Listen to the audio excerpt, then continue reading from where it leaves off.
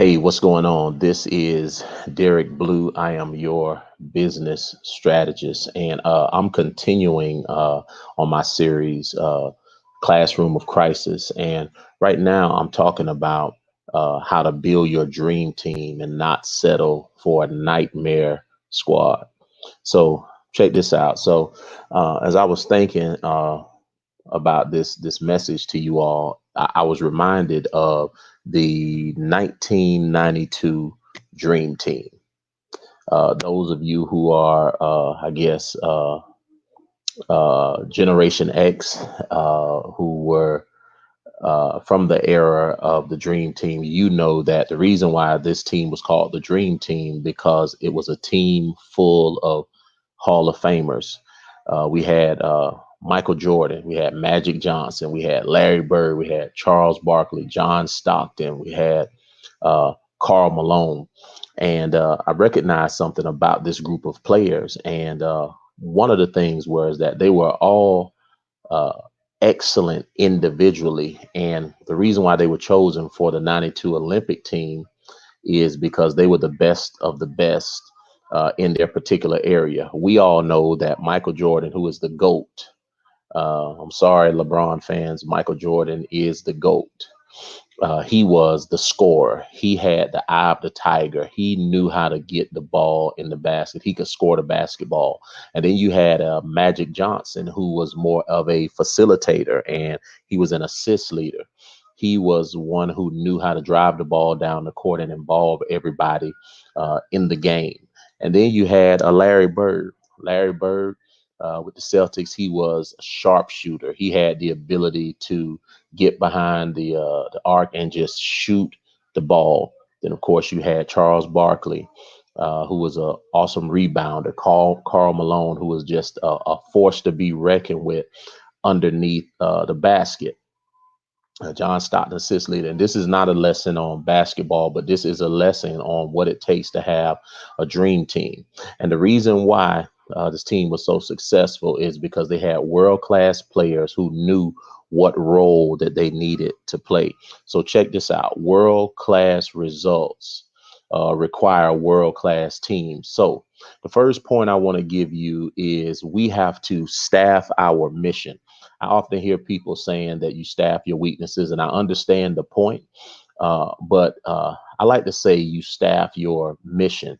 That is having the right players in the right position. Since I'm using this basketball analogy, and for those who are familiar with basketball, you recognize that you wouldn't have a center that is the biggest player on the court, 7 foot, 7'3". I don't know, big player on the court, heaviest player on the court. You wouldn't have that person bringing the ball up the court, although they might be able to dribble for a limited amount of distance, but you wouldn't necessarily have them running point. And in the same way, when it comes down to building your dream team, you have to identify the people who are mission critical to what it is that you're trying to do, and not let desperation push you into grabbing people out of convenience, but you staff your mission. And here's what I like to say: you should have a few key administrative functions that are staffed appropriately. So I would say key administrative function number one is an accountant. And I talked a little bit about this in one of my other videos, but you should have a bean counter. You should have someone who is skilled, certified, educated, who a person that understands numbers and who can help you make critical decisions as it relates to the financial ability of your company or organization. You should always have somebody in your phone who understands risk, and that is an insurance person. The right type of insurance broker or insurance professional can save you a lot of money. Of course, they're going to tell you worst case scenario. They're going to tell you some things that you may not want to hear. They're going to show you the areas, your blind spots where you're exposed, but you have to have an insurance person. The other thing you need to have is an IT person.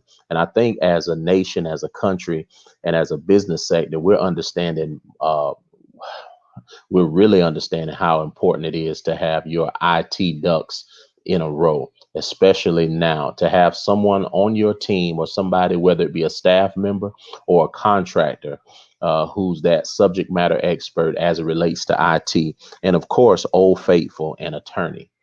Uh, you, as smart as you are, you have no business, unless you're an attorney, unless you have a strong legal background, trying to create agreements and documents and enter into legally binding agreements without having an attorney look at it. It's kind of like, you deciding that you're going to cut yourself open and operate on yourself. It just doesn't make sense. So stay in your, in your zone of genius. Have the right players in the right positions, and stay in your zone of genius. Number two, and I think this is extremely important, and I teach this to my team. I teach this to my staff, whether it be through the nonprofit, through our for profit, or even through our church. And I teach this. It's EQ over IQ. Now, understand something. I want to be clear about this. Uh, Skill is vitally important. You have to have people who are proficient in what it is that they're doing. I am in no way saying you can have a bunch of good people who can do things that they're not qualified to do.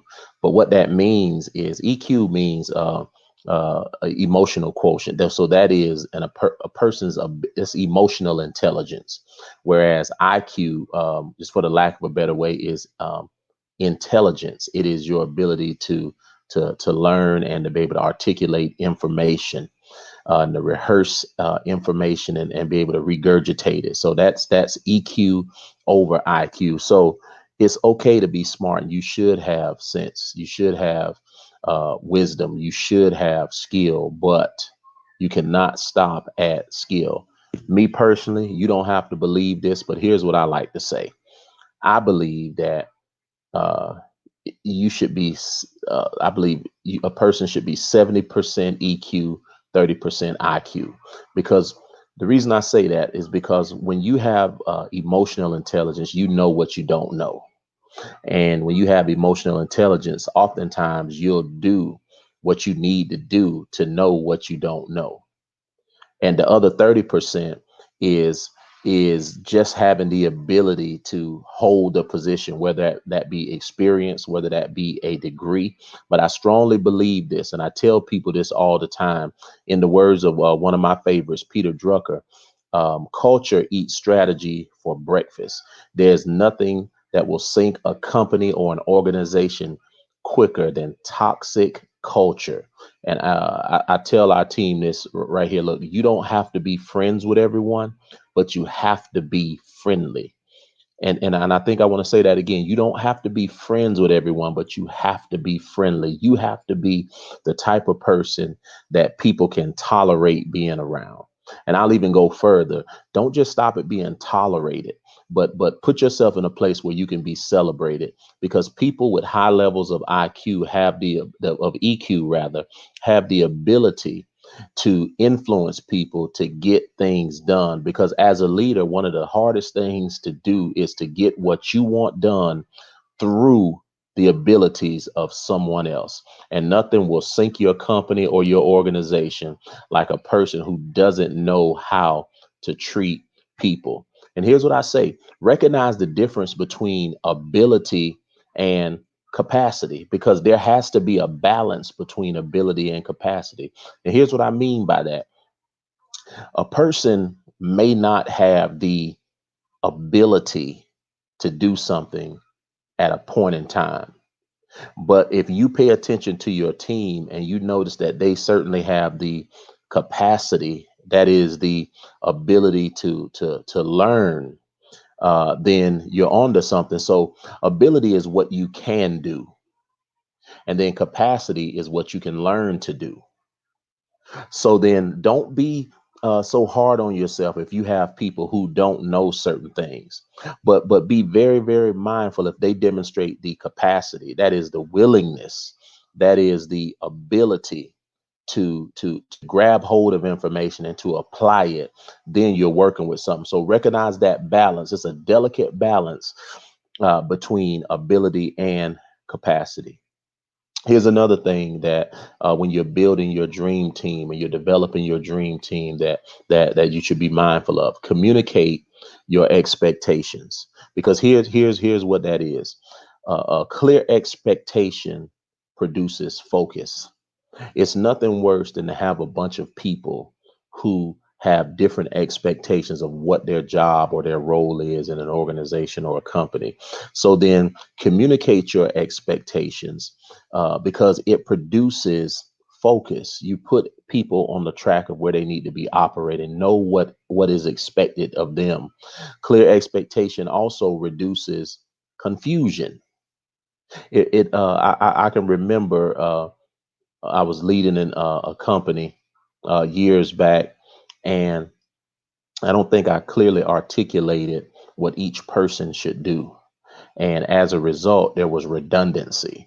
That is, this person thought that they should be doing that while the other person thought that they should be doing the exact same thing. And it created an issue. And the issue was neither one of them. The issue was that um, the expectations were not clearly defined, what I actually expected from each one of them. And here's the thing, don't just think that because it's a no-brainer to you that other people are going to grab hold to it.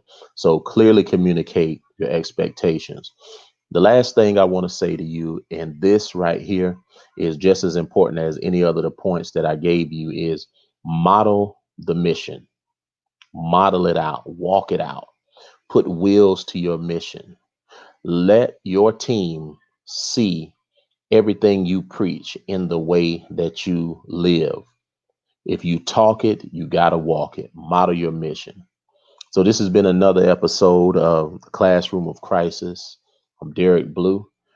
Visit www.derekblue.com.